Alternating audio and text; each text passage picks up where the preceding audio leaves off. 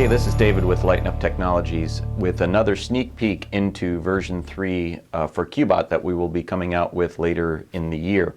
So what I'd like to show you is a couple of features of the QBOT version 3, and we can capture the tablet onto the video and show you through the video here what I'm seeing on the tablet. So one of the neat things that we can do right now when we start the app, you just click on the icon and it starts the app and it starts communicating to the QBOT.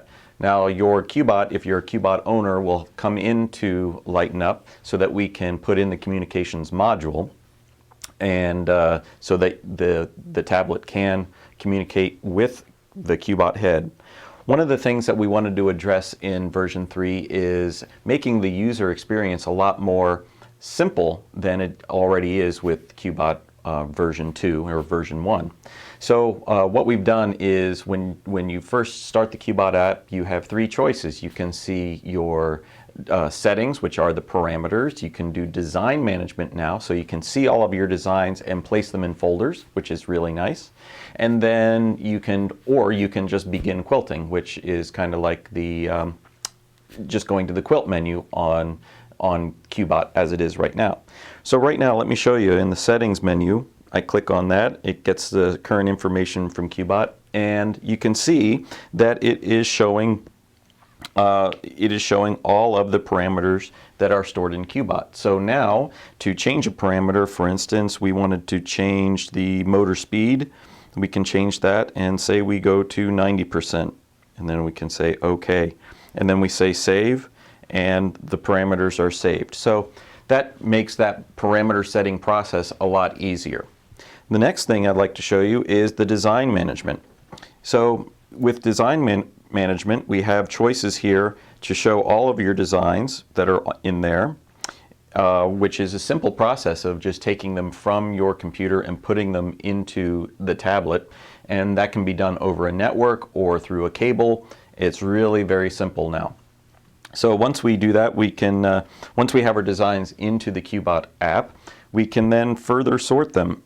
So we can say add a folder, and I'll just say test folder here, test folder, and say OK.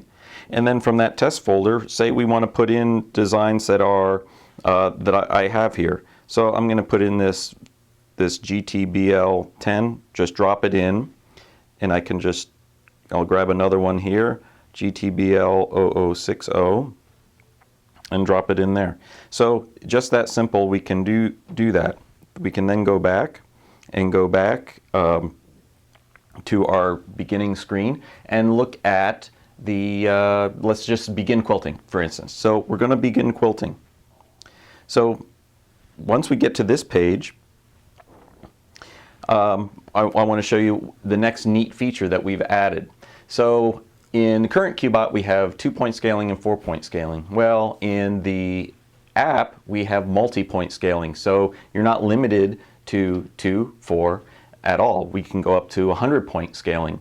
Also, we can scale with as few points as 3 points to do triangular areas. So let's go through this. I've got a kind of, I just drew a block shape on some paper here. You can see it in my needle cam, and it's not a conventional block at all. See, it's got all kinds of curves.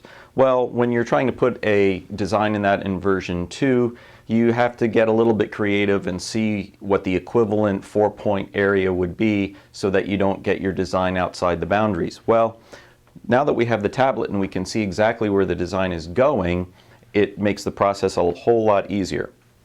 So let's go choose some points. On the QBOT screen, it says choose boundary point 1. It still gives you instruction on the QBOT screen, and if you press go, it sets a point. So we're at the top corner, and I'm just going to go around the block to set the points of the boundary. So I'm going to choose boundary point 1, and I'm just going to select some points to make sure I define that boundary nicely, and it gives me enough points so it will show up smoothly on the screen. So when I place my design, I have as much information as possible so that I don't quilt outside the boundary. So right now I'm at 12 points to select it, or to choose this boundary. I'm just going to keep choosing as we go around here. Let's see. Almost done. This is kind of a gradual curve at the top. Okay. And I'm going to select done, and I'm going to use the button on the tablet now to say done. Now there's the boundary that you can see on the screen here, and let me go to all my designs, and we're going to place a design that everybody's familiar with. We're going to do GTBL0050. Now one of the things that you notice is that, oh, it doesn't fit into the boundary. Well, in QBOT this could be a problem because we couldn't see it.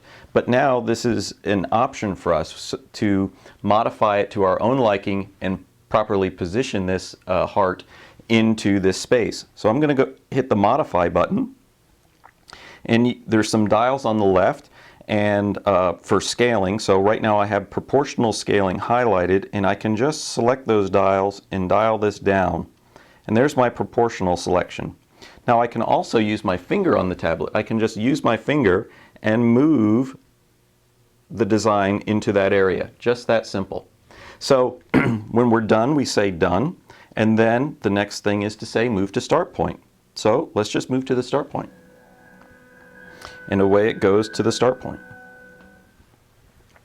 Now what's neat here is that what we can do is just press go to quilt, which I'm going to do right now. I can press go on the tablet, use that tablet button, or I can press go on QBOT. I'm going to press go on QBOT, and it will start the machine. And I have my dwell a little bit long here at the beginning because I was doing some testing. You actually caught me in the middle of testing. So here we go, and it starts quilting that design into that area. Now what's really nice about this too is that as it quilts, one of the things that we wanted to make easier was the % restart feature. So let me do something. Let's just pretend we're just punching holes in paper for this little demo, but let me pretend that the thread just broke and I need to do a % restart. So all we have to do is press stop to pause. We can see that on the QBOT head, or there's a pause button on the tablet. I'll press the button on the tablet. It pauses. And we are ready to now choose a % restart position. So I choose % restart on the tablet, and you can see the little you can see the little blue pill that's on the screen there. Now we can go and choose that dial and scroll around the design to select the point that we want to restart at. We can also, if we want to guess a little bit better, we can double tap that wheel or the number there, and we can say let's go to 3% and say OK, and it goes to 3% of the design. I'm going to advance a little bit. I'm going to put it back down to say my thread broke down in this area. Well, right there, as I'm scrolling through, it's actually scrolling through the nodes in the design. So say I want to restart at that position there. Now I say move, I make sure my needle is up, and then I press move to the restart position, and it goes right to that position. Now in QBOT version 2, what if you were off? Remember, you had to press go and then stop and then choose another restart position, and it would have to scale again and figure out where it was. Well, now say we're in the wrong spot. I hit the back arrow down here, and I just dial back and I say, okay, I'm just going to choose that. And now let me move to that restart position. And simply enough, it goes right back to that restart position. So I'm going to press go here. It will start the machine. And I've got to make sure that I'm on top of this because I was playing with my speed control on delays. But here we go, and it stitches back onto the path, and we've got that functionality working really nicely, and it's a real benefit to version 3. So that's the features that I want to show you in this sneak peek. There will be more to come, and stay tuned, and we're very excited about this as I'm letting this quilt out in the background. We're very excited about version 3, and I hope you're excited too.